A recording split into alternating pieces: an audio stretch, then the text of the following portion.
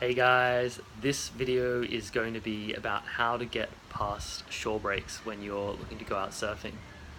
So I know this can be quite scary for a lot of beginner surfers. I've taken my girlfriend out surfing recently and she's just a beginner herself, and this was something that she actually found quite difficult to get over. So the reason why that is that often as the waves are coming up towards the shore, the sand is getting a lot closer to where the wave is, and so the wave can jack up and come dumping down into the ocean. And if you don't get out past that point quickly, then you can find yourself in a nasty situation where you're getting dumped repeatedly onto the shore. And this can be really tiring and sap your energy, and then you just don't even feel like trying to get out anymore, or you literally can't get out. So what happens for me when I see a situation like this is that I'm looking, number one, to stand as close to the water as I can without directly getting into the water to the point where the wave is going to knock me away.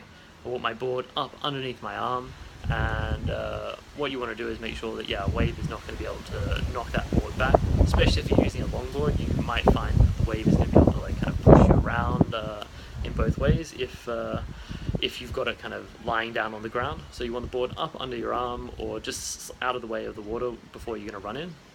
Then what you want to do is you want to count the sets as they're coming in and look further out the back to make sure that there's no big waves coming. And so what you want to do is try time it in between those sets of waves.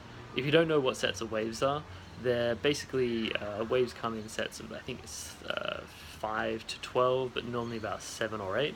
And they'll start off a little bit smaller and then build up till they're a bit bigger after that, and then die off after that as well.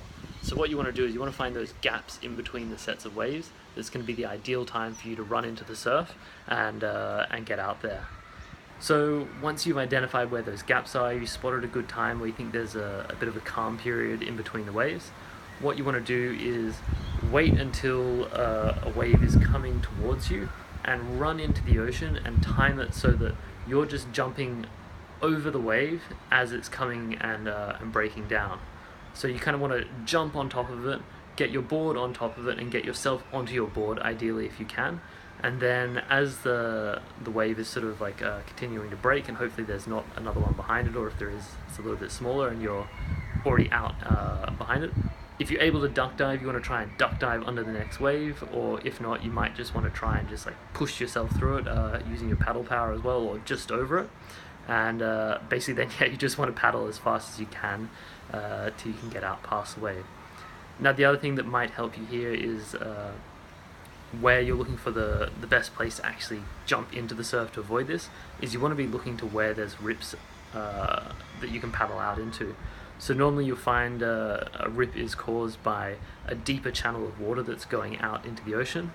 And the reason that this is really good for getting through those shore breaks is that it's deeper water. So normally the shore break isn't quite as intense, and you'll also get a draw out of water that's going to really propel you out towards the back as you go. So the easiest way to identify this is if you're surfing at a beach and there's lifeguards there. They'll normally put their lifeguard boards pointing out towards where the rips are. So for example, if you're down at Bondi, you're going to see this from about 6-7 a.m. every morning. The other way that you might be able to identify this is by looking at where other surfers are paddling out. So before you go down, just spend maybe 5-10 minutes observing where the majority of surfers are going down. This is what I do if I go to a new surf break where I haven't surfed before. I'll just observe what other people are doing to try and understand what the best thing to do is. This can even get a little bit more tricky when you start doing rock jump-offs and stuff like that. But yeah, you can normally figure it out and escape without too many scrapes and bruises if it's your first time doing something like that. Okay, I think that's all I've got to say on this today. As always, if you've got any questions, let me know in the comments and I will do my best to help you out. Alright, peace out. See ya.